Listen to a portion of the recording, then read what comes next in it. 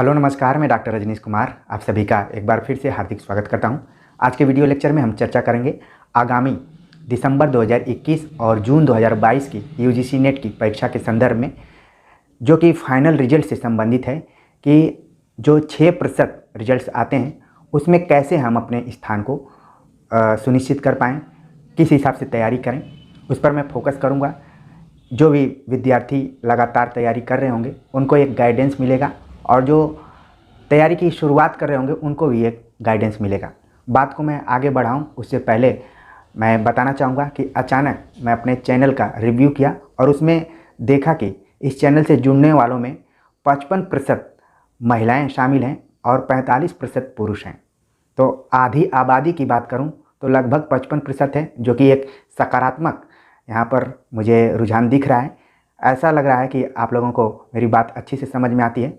मैं पुरुष प्रतियोगी छात्रों से ये भी कहना चाहूँगा कि वो भी ज़्यादा से ज़्यादा इस चैनल से जुड़ने की कोशिश करें और बिना किसी संकोच के कि ये चैनल आप सभी के लिए उपयोगी है कि नहीं है, क्योंकि जिस भी परीक्षा की तैयारी कर रहे हो, चाहे नेट की तैयारी कर रहे हो, टीजीटी, पीजीटी, प्रवक्ता, किसी भी तरीके की प्रवक्ता, जितने भी हिंदी पट्टी हैं या फिर असिस्टेंट प्रोफेसर्स के एग्ज़ाम की, तो आपको बेहतर यहाँ पर कंटेंट देखने को मिल सकता है। मैं कोई गारंटी तो नहीं दूंगा कि ये सबसे सर्वश्रेष्ठ चैनल है, लेकिन मुझे पूरा विश्वास है कि जितनी परीक्षाओं में मैंने प्रतिभाग किया है, बहुत कम आपको यूट्यूब पे इस तरीके से पढ़ाने वाले टीचर मिलेंगे कि जिन्होंने हिंदी पट्टी के सभी प्रदेशों में परीक्षा देने का प्रयास किया होगा और सफलता भी कई जगह हासिल किया होगा।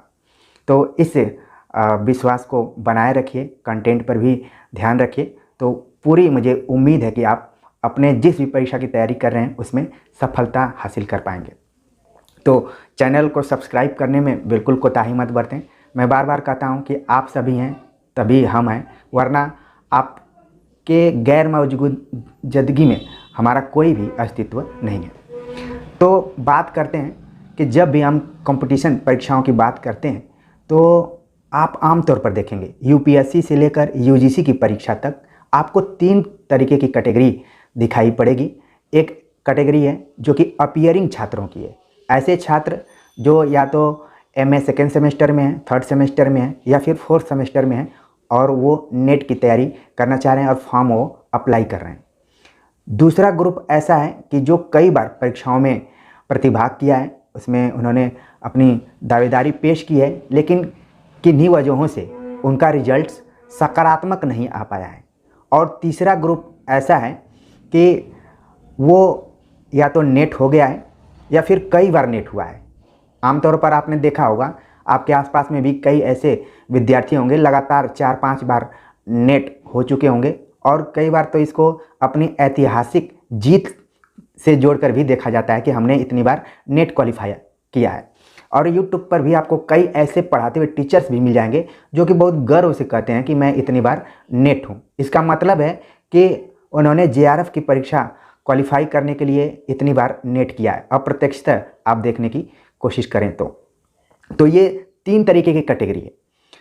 अब अगर हम प्रिपरेशन की बात करें तो इसी तरीके की 3 कैटेगरी में उसको भी बांटा जा सकता है, जिसमें कि कुछ ऐसे कैंडिडेट हैं जो कि साल भर से तैयारी कर रहे हैं, यानी कि एक बार परीक्षा दिया और उनको लग गया कि हमें अभी टाइम देना चाहिए इस परीक्षा के लिए, तो साल भर से तैयारी करते हैं। कुछ जो दूसरा ग्रुप है, कुछ ऐसे कैंडिडेट आपको मिल जाएंगे कि जो फॉर्म निकलने के बाद तैयारी करना शुरू कर देते हैं। उनको लगता है कि अब परीक्षा सुनिश्चित है और जल्दी ही होगी, तो वो तैयारी करना शुरू कर देते हैं। तीसरा ग्रुप एक ऐसा है कि जब एडमिट कार्ड आता है तब वो तैयारी करना शुरू कर देता है और उनको ऐसे मैटर की ज़रूरत होने लगती है जिसमें कि कम समय में वो इस परीक्षा को पास कर पाएँ। तो आप देख रहे हैं कि 3 तरीके की यहाँ पर कैटेगरीज दिख रही हैं कि साल भर तैयारी करने वाले, परीक्षा फॉर्म निकलने के बाद तैयारी करने वाले और फिर एडमिट कार्ड निकलने के बाद तैयारी करने वाले। और इसी में आपको 6% के अंदर आना है। ये 3 कैटेगरीज के जो कैंडिडेट हैं, इसी में आपको फाइट करना है। तो जाहिर सी बात है कि जो विद्यार्थी पूरी लगन और मेहनत के साथ इस परीक्षा में बैठेगा उसका परफॉर्मेंस बेहतर रहेगा। लेकिन एक चीज़ ध्यान में रखना है कि कई बार स्मार्ट तरीके की पढ़ाई करने की कोशिश करनी चाहिए।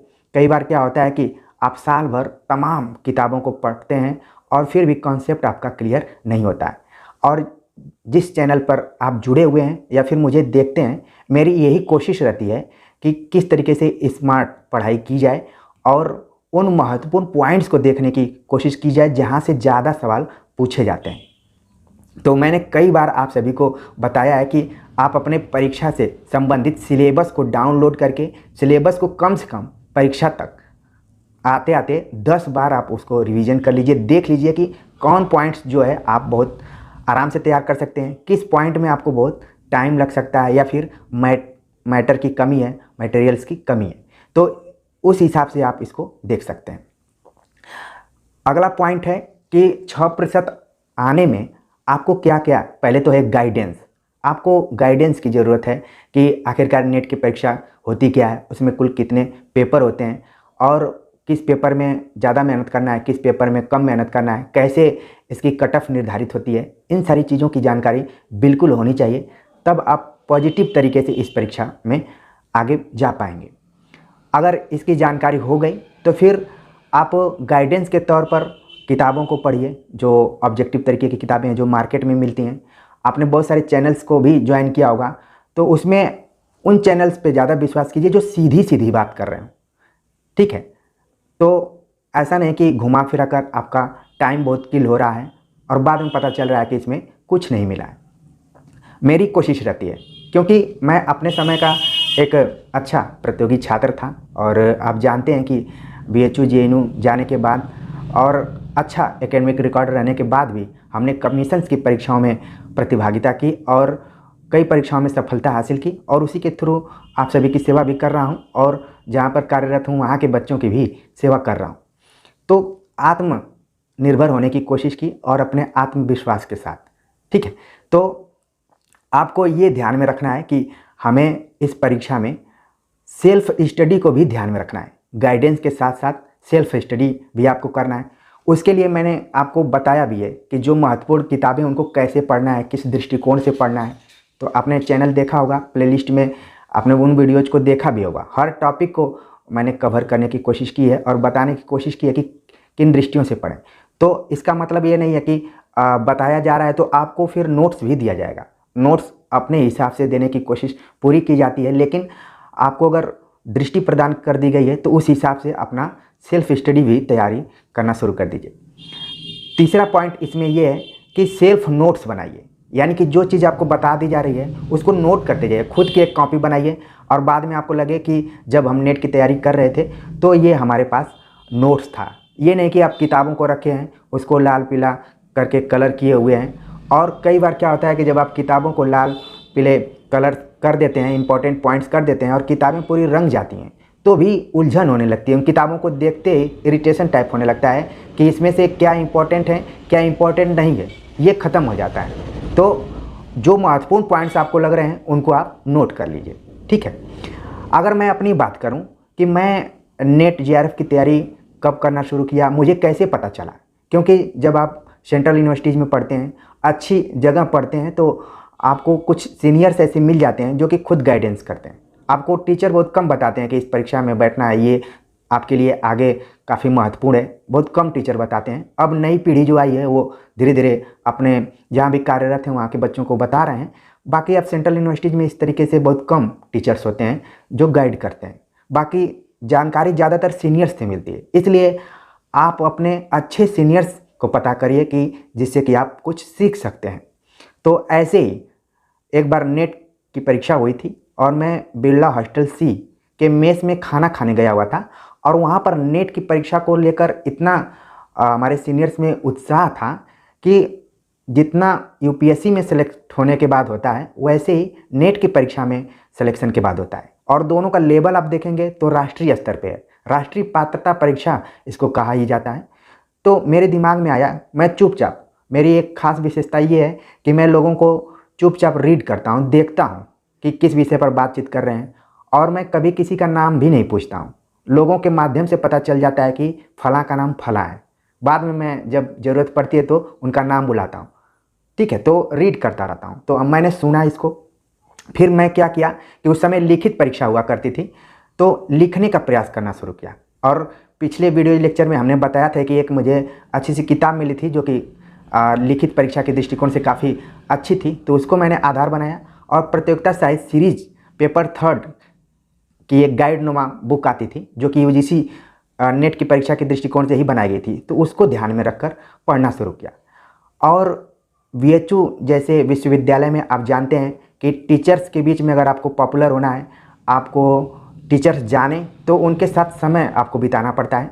आप वर्तमान समय में भी कई छात्रों को देखते होंगे कि लगातार शिक्षकों के साथ घूमते फिरते रहते हैं। 80 घाट से लेकर जितना भी दशाश्वमेध घाट हो गया, अब विश्वनाथ टेम्पल हो गया, और भी जहाँ भी मिलता है तुरंत वहाँ पर टीचर्स के साथ हो लेते हैं, तो उनको बहुत अच्छा और तेज तर्रार छात्र माना जाता है। लेकिन ये गुण मेरे अंदर नहीं था और मैंने क्या किया कि यूजीसी के पेपर को बीए 3rd ईयर में मैं बता रहा हूँ, उसी समय नोट्स बनाना शुरू किया।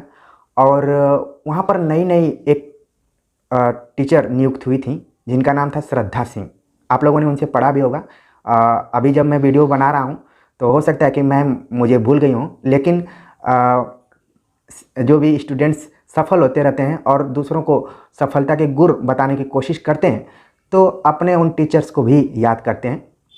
तो उनको मैं नोट्स दिखाता था क्योंकि थोड़ा सा उनके अंदर प्रोत्साहन की भावना थी। उन्होंने मेरे कई बार नोट्स देखा तो अचानक उन्होंने एक दिन कहा कि ऐसे लिखोगे तो तुम्हारा जेआरएफ हो जाएगा। तो मुझे लगा कि मैम कहीं गुस्सा तो नहीं हो रही हैं, ये जेआरएफ क्या होता है। नेट के बारे में मैंने सुना था लेकिन जेआरएफ मैं नहीं ठीक से जान पा रहा था। तो आमतौर पर आप देखेंगे बीए 3rd ईयर के बच्चों को कम जानकारी होती है क्योंकि आप ऐसे समय में जी रहे हैं जहाँ पर सूचनाओं का जो संचार है बड़ा तेज़ है। तो इस समय आप नेट जेआरएफ बहुत अच्छे से जान रहे होंगे, लेकिन 2009-10 तक थोड़ा सा इसका उतना नहीं था। जहाँ पर अच्छे विश्वविद्यालय थे, अच्छे सीनियर्स थे, अच्छे टीचर्स थे, वहीं पर इसका प्रचार प्रसार था। तो मेरा कॉन्फिडेंस बढ़ा उनके कहने के बाद कि तुम ऐसे लिखोगे तो जेआरएफ हो जाएगा। फिर इसके बाद क्या था, जेएनयू का एंट्रेंस दिया। जब जेएनयू में गया तो हमारे कई सीनियर्स जो थे उन्होंने कहा कि फर्स्ट सेमेस्टर में ही फॉर्म को भरा जा सकता है। तो मैंने तो फर्स्ट में नहीं भरा, सेकेंड सेमेस्टर में फॉर्म भरा और संयोग से उसी समय अच्छी तैयारी थी और मेरा जेआरएफ हो गया। मुझे याद है कि बीएचयू और जेएनयू दोनों विश्वविद्यालयों में सबसे पहले जेआरएफ होने का अपने बैच में मुझे ही श्रेय जाता है। और मेरे कई मित्र थे जिनका कि नेट हुआ था, यहाँ तक कि मेरे रूममेट थे उनका नेट हुआ था और मेरा जेआरएफ हुआ था। उस समय सन 2010 की मैं बात कर रहा हूँ। तो नेट जेआरएफ होना बहुत बड़ी बात हुआ करती थी जब लिखित परीक्षा होती थी। तो कहने का मतलब ये है कि जो गाइडेंस है उसको तो आप लीजिए, इसके बाद सेल्फ स्टडी और सेल्फ नोट्स बनाने की कोशिश कीजिए। कोई चीज़ जो होती है वो अचानक नहीं होती है, उसके लिए अथक प्रयास और मेहनत करना पड़ता है।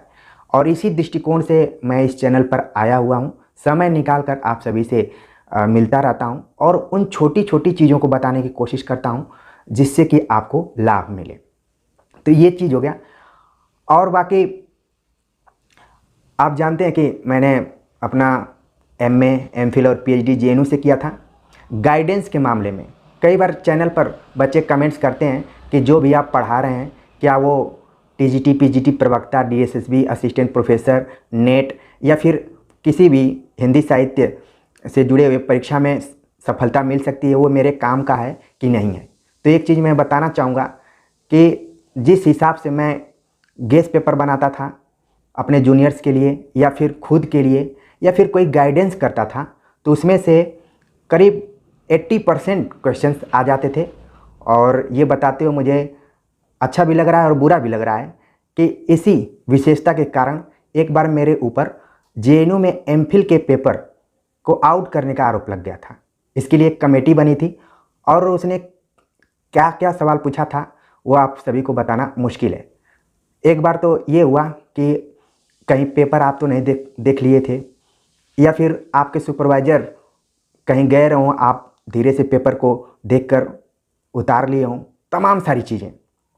और लिखित परीक्षा में क्या होता था कि 5 क्वेश्चन आते थे, उसमें 2-3 नई रचनाएं आती थीं जिनकी व्याख्या करना होता था या फिर उनका आलोचनात्मक मूल्यांकन करना होता था। तो मैंने कुछ बच्चों को बता दिया था और वो बच्चे अपने क्लास में कमज़ोर माने जाते थे।